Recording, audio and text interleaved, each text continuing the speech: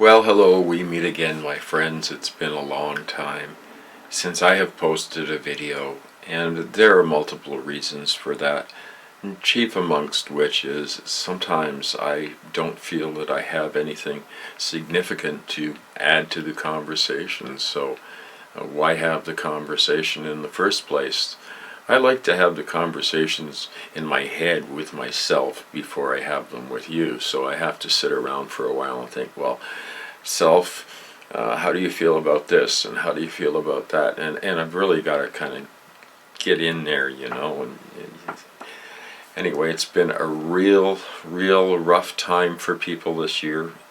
I read tweets. I'm on the Twittersphere, in the Twittersphere a lot.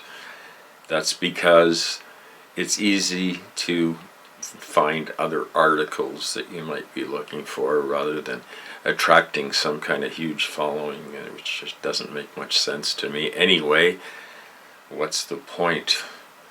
Well, the problem I see with many people, particularly young people these days, is this lack of hope, and we're all feeling it. We're all feeling this dread for the future, and it's well justified. But what perhaps disturbs me the most is the number of people who say, I am a nobody, I am nothing. And I find that incredibly distressing. Now, I'm jaded enough by my advancing years to know that a lot of all the self-help books and the rah and go out there and make something of yourself. But really, what is that? What is that in service to?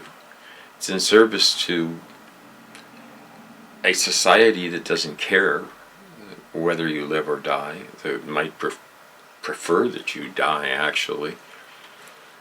It's in service to the global industrial, military, fossil fuel, fracking people that run the world and make all those big decisions because you, being a nobody, has nothing to offer. And you imagine if all the people who thought there were nobodies in the world got together and looked at each other objectively and said, well, wait, you're not a nobody. You have some brilliant ideas. You have some sort of talent.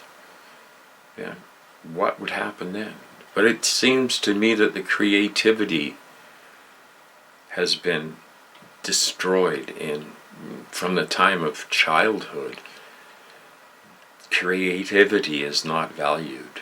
Creativity is the very thing that we need to get out of this, well, it's too late, but to get out of this crisis that the earth is facing. Maybe I'm speaking to you the way I had wished I'd had an audience 20 years ago to speak of these things, but even then I don't think it would have mattered. I don't think it would have made a bit of difference, because we're so conditioned to want things instead of relationships with people. We're conditioned to have more than the next person to seem like, oh, you've got it all together.